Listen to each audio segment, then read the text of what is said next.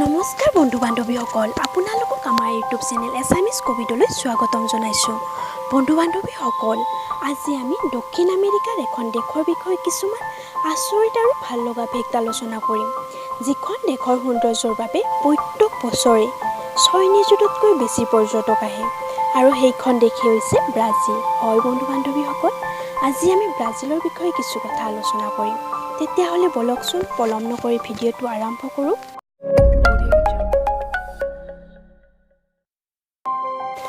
বন্ধু বান্ধৱীসকল, ব্ৰাজিলত এটা আইলেণ্ড আছে যিটো অকল সাপেৰে ভৰপূৰ। সেই আইলেণ্ডটোক স্নেক আইলেণ্ড বোলা হয় আৰু আচৰিত কথা এইটোৱে যে সেই আইলেণ্ডটোলৈ মানুহক যাবলৈ এলাও নকৰে। ব্ৰাজিলত পৃথিৱীৰ ভিতৰত সবাতকৈ বেছি কফি উৎপাদন কৰা হয় আৰু সেইখন দেশত 4,000তকৈ বেছি বিমানবন্দৰ আছে। বৰ্তমান ব্ৰাজিলৰ কাৰবিলাকত ইথানল ইন্ধন হিচাপে ব্যৱহাৰ কৰা হয়।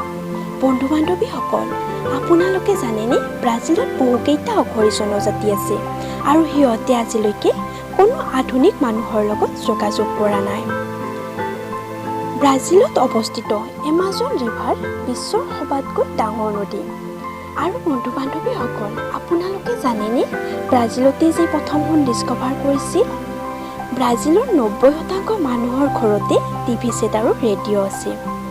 পৃথিৱীৰ ভিতৰত আটাইতকৈ বেছি ব্ৰাজিলত মানুহৰ হত্যা হয়। 1870 চনৰ পৰা এতিয়ালৈকে ব্ৰাজিলে কোনো যুদ্ধত লিপ্ত হোৱা নাই। বন্ধু বান্ধৱীসকল, ব্ৰাজিলৰ উত্তৰ দিশত থকা মানুহখিনি একেবাৰে দুখীয়া, কিন্তু দক্ষিণ দিশত থকা মানুহখিনি ধনী আৰু বহুত ডেভেলপ। ব্ৰাজিলৰ সংবিধান মতে তাৰ মানুহে লিংগ সলনি কৰিব পাৰে আৰু ব্ৰাজিলিয়ান পাব্লিক হেল্থে লিংগ পৰিৱৰ্তন অপাৰেশ্যন বিনামূলীয়াকৈ প্ৰদান কৰে। ব্ৰাজিলত আইফোন কিনিবলৈ গ'লে প্ৰায় দুগুণ দামত কিনিব লাগে।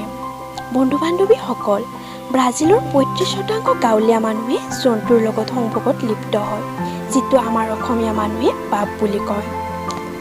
আৰু সেই দেশৰ মানুহৰ এটা গ্ৰুপ আছে যিটোৰ নাম বড়ো। আচৰিত কথা এইটোৱে যে সেই গ্ৰুপৰ সকলোৰে ব্লাড অ' পজিটিভ হয়।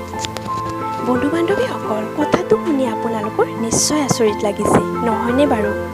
আৰু ব্ৰাজিলৰ বেংকবোৰত মোবাইল ফোন ব্যৱহাৰ কৰাটো একেবাৰে নিষিদ্ধ। তেতিয়াহ'লে বন্ধু বান্ধৱীসকল, ভিডিঅ'টো চাই কেনে পালে লাইক, কমেণ্ট আৰু শ্বেয়াৰ কৰিব।